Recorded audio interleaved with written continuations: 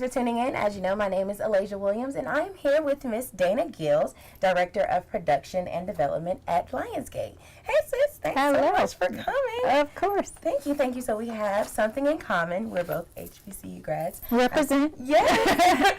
I see that you went to Spelman College and you got your English bachelor's degree in English with mass media arts concentration. So with you going to an all girls HBCU, did that experience influence you in any type of way to pursue inclusion and representation in the media? Absolutely. I am very thankful for my Spelman experience. Spelman is a very small school with a total student body of about 1,800 people. And I always felt like I was with the best of the best. So it was, who were the student class presidents? Oh, everybody. Who were the homecoming queens? Oh, everybody. And so being with that type of motivated student body, like that population, really just inspires you. And you also get to meet so many Black women from so many different areas. So it's Black women from, you know, like middle America. It's Black women from the Pacific Northwest. It's Black women from the Caribbean, from different countries in Africa and beyond. And so beginning to understand the nuance of like the Black experience only made me have this desire to tell stories that do encompass that nuance in real ways, and just to see it represented in mass media. So yeah, it definitely was a big influence in me wanting to do the work that I do. Well, that's great. That's great. It had a huge influence on myself too. I've been watching Milk+Honey. Oh, okay. Yes, and I absolutely loved it. It's very inspirational. Great. And can you just give me a short, summary of what the brown paper bags, correct? Brown paper dolls. What made you guys do that? What was the inspiration for doing that? There was a lot of what we talked about in terms of how Spelman shaped who I am. Like Brown Paper Dolls was created by me and two other young women who I've known since I was young. They're also Chicago natives, and one was an actor and one was in film school to become a director. And so we basically came together and we were like, what is a story that we feel like needs to be told? And at that point in time, there weren't representations of Black women that felt complex and felt multidimensional. And so our mission became, let's show nuanced representations of Black women in real ways. Let's pull from experiences that we've had. Let's pull from experiences that our friends have had to create that authentic representation that we're craving, that reflects our experience. Oh, yeah. Okay. So, question. Yes. So I think it was episode 2. Okay. Harper, she was a Spelman and a Harvard grad. And she went up to, I think he was a producer or an executive, someone, and she was just telling him all of his accolades, all of her accolades and everything. And he was like, who are you? Like, what do you have going on? And I can tell that you're never used to hearing no.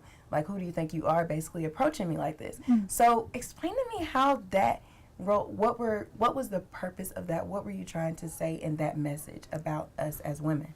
I think that because the end of it is, have you ever been told no? No is like the beginning of a journey to self-discovery.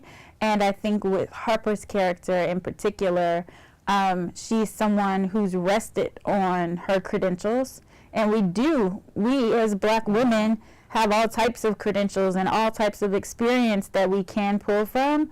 But when you get to demanding industries a la Hollywood, some of those credentials don't even mean anything because everyone starts as an assistant. So that was kind of her journey. Her journey was someone who did go to Spelman, someone who did go to Harvard, someone who has not had an easy path per se, but a very privileged one.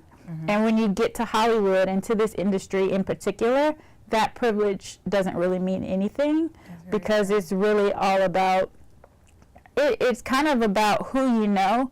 But what he was challenging her to do was to take a step back and to figure out, like, how she can leverage the experience that she's had to be effective, you know, and not feel like she should just get a yes from everyone that she meets. Like sometimes you will experience no, and take no as a challenge to rise to the occasion and to figure out, you know, how to get the experience that you need to be able to effectively do the jobs that you're going after.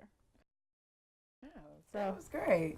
So yeah, that was inspirational, you know, to myself. Oh, good. Being up and coming, trying to be into the industry. Uh-huh. So what would you say to a young girl like me or any of us, because it's going to be a lot of us tonight. Well, awesome. So we're super excited to see you.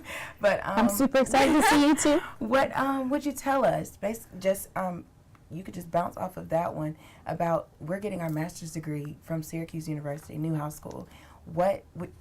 They make it seem like we're just, when we get out, we're going to get a job. So what is the reality of that? What can you tell us, especially with us being black girls and trying to get into this hard industry that I know we're making our way in, but it wasn't designed for us. Mm-hmm. I would just say know who you are, know the value that you have, and always remember that. Like, because our perspective and our experiences as black women are so unique and so additive to every conversation and every situation, and so to never forget that. And so oftentimes when you start out working in entertainment, people try to put out your light, or people try to challenge you or belittle you. And I think that it's important to remember who you are, the experiences that you've had over the course of your life, whether they be school experiences or life experiences, and bring all that with you to every room, and then to recognize that you're in those rooms for a reason. See you next time.